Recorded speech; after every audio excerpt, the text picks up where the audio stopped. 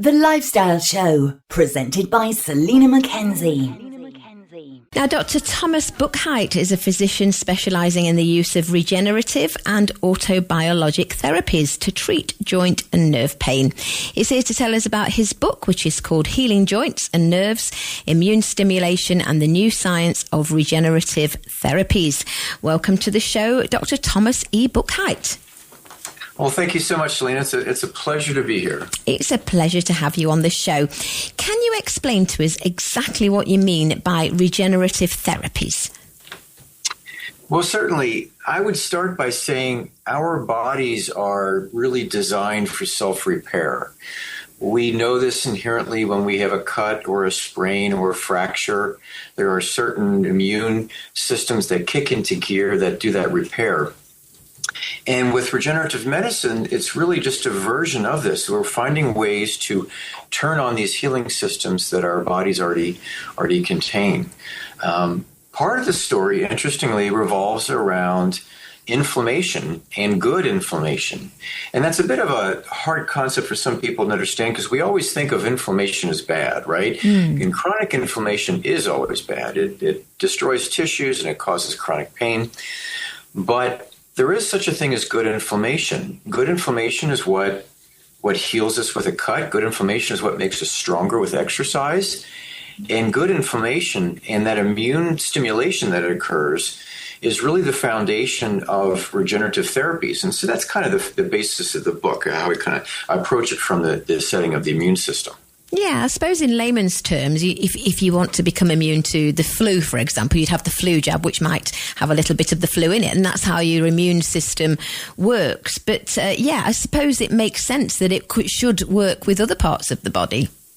Precisely. And if we can take, what I do in the book is try to boil it down to these same concepts that run through all these therapies. So, for instance, if you had an ankle sprain, you would bleed around where the ligament was torn, and you'd release platelets, and those platelets would have growth factors.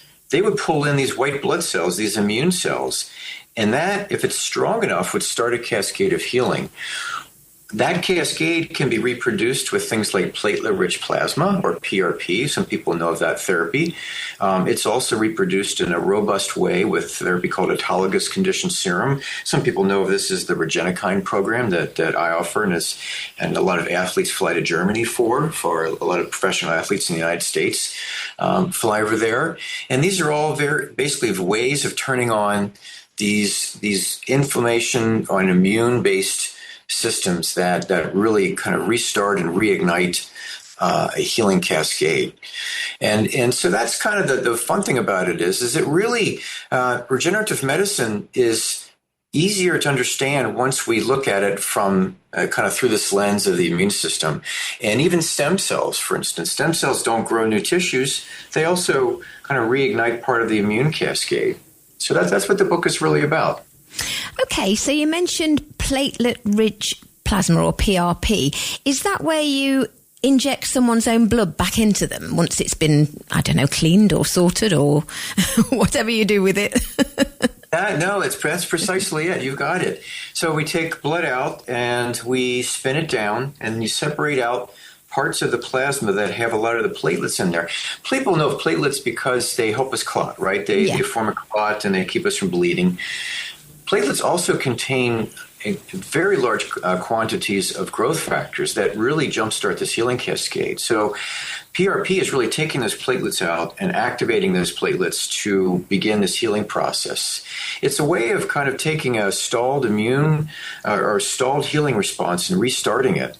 And one of the things I also talk about in the book is that we really need to conceptualize conditions like osteoarthritis or even neuropathy and nerve pain as a stalled response to healing.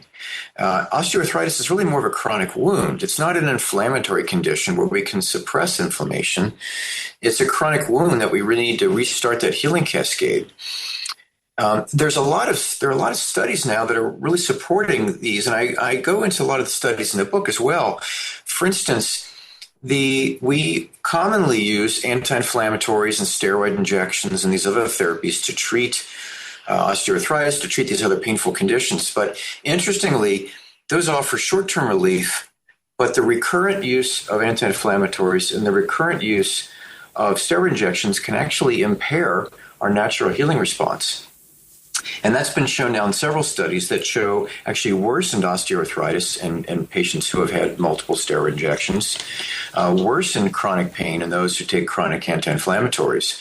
So we get short-term gain with that, but we have inadvertently shut off our own healing responses. And the world of regenerative medicine, as it's quickly evolving, are basically ways of restarting this healing response and moving away from steroids and moving away from the anti-inflammatories. Yeah, I was going to ask you about arthritis, actually, because it's one of those terrible illnesses and can be so painful for people that I'm surprised we've not found some sort of, not necessarily a cure, but some sort of relief for people other than anti-inflammatories or steroids, in this day and age when we can do so many other things. Right. No, it's a great question, and it's frustrated a whole lot of patients and a whole lot of clinicians and scientists as well. The good news is we now know ways to slow down and possibly even reverse some of the changes of osteoarthritis if we get to it early enough. For instance, arthritis is driven by initial chronic inflammation, and then these enzymes that literally kind of digest the cartilage away. And if we can flip that immune switch I was talking about and stop that process, we can really preserve cartilage. Now, a lot of the therapies I talk about, PRP, Regenerati program, stem cells, these other treatments, they work much better if people still have cartilage in their joint. Once somebody's bone on bone, we're really not going to grow new cartilage for them. But if they have damage, they've, for instance, had an ACL tear or another injury, and they have some arthritis, that's really the ideal time to address and keep the cartilage healthy. And we now have the tools to do that, which is actually very exciting. Yeah, very exciting to see what happens in the future. So I had actually heard of PRP, and I have obviously heard of stem cell therapy, but there's one called tissue engineering. Is that literally growing new tissues? Well, it is, and there are a lot of different ways of approaching that. In lab, a lot of tissues can be grown. They don't. It kind of depends on what you do with them. So I'll give the example of how stem cells developed. There was a scientist who passed away about a year ago. His name is Arnie Kaplan, and Dr. Kaplan found a way to grow cells in culture that would become cartilage cells. And this was in the 1990s and in the early 2000s. And people were very excited that perhaps he found a cure for osteoarthritis. But one of the challenges is that the same process that works in a laboratory doesn't work once you inject it into one of our knees or shoulders or hips. And it turns out that those cells don't actually live. The stem cells that are injected don't actually live long term. They flip that immune switch I was talking about, and I talk about in the book, to provide their benefits. But they're not actually growing new tissues. Some of the tissue engineering I think you're talking about are, for instance, even growing new organs or tissues in a lab and then reimplanting them surgically. Those aren't really currently done for things like osteoarthritis. It might be done for, say, for instance, an NFL player has a hole or a chip that comes out of the bone or out of the cartilage. It can be regrown and replaced in that. But that really can't be done for, say, for instance, osteoarthritis, where it's the whole joint that's involved. Okay, and what about gene therapy? Is that too far in the future, or is that something that we can look at to help prevent diseases? Well, that's a great question, and gene therapy has been looked at for a long time. As a matter of fact, there's a scientist at Mayo, Dr. Chris Evans, who's worked on this for decades now, looking at gene therapy to produce these protective proteins. And there's progress being made. One of the things about gene therapy, though, is it tends to turn on one protein or another protein. And one of the things that I've appreciated over the past several decades of working with these systems and with these treatments is that our bodies are, I would call, wonderfully complex. And we seem to see the best response when we appreciate that complexity, rather than taking a medicine or taking a drug or looking at a therapy that changes one protein or one part of a joint. If we appreciate that and harness our own healing systems, that creates hundreds of growth factors and hundreds of inflammation resolving proteins, we seem to get the best results. So I'm much more enthusiastic about our ability to turn on our own healing systems than I am about the ability to shut down one protein or augment just one protein for treatment. And what made you decide to write this book, Tom? Is it a question that you're asked daily by your own patients?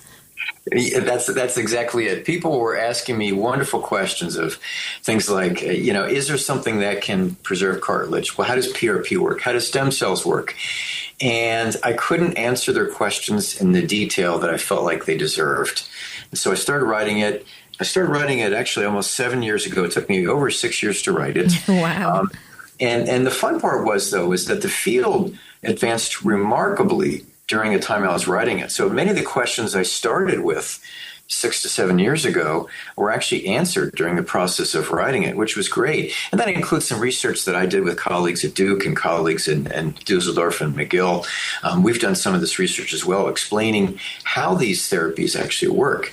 And so that's been a very exciting time. But it's really trying to answer questions that I didn't have time to answer in the space of a 30 to 40 minute clinic visit. So I went and decided on long form. And so it's a bit of it was a bit of a journey, and I try to take the reader on that same kind of learning journey. First, what actually causes osteoarthritis, what actually causes neuropathy. And then I kind of dig into the regenerative therapies. What you've learned in reading the initial chapters, how do you apply that to what we know about regenerative medicine? And it was a fun process. It took a bit of work, I will say. It was 7 years. It sounds like. I'm glad it's done now. Well, it sounds like a very informative book. And for our listeners, we're selling it right now on our website, tre.radio. It's called Healing Joints and Nerves, Immune Stimulation and the New Science of Regenerative Therapies. And it's by Dr. Thomas E. Buchheit, who we're chatting to now. Thomas, do you have a website as well, or any way people can find out more about you? Well, I do. Probably the easiest way to find me is through the practice website. It's triregenmed.com. So triregenmed.com. It's a practice website. You can also look me up by my name. I have an author website as well, but my name spelling isn't quite as easy. But triregenmed.com is probably the easiest place to find me. Marvelous. Well, thank you so much for your time today. Thank you so much. It was a pleasure to speak to you. Take care. Bye-bye. Bye.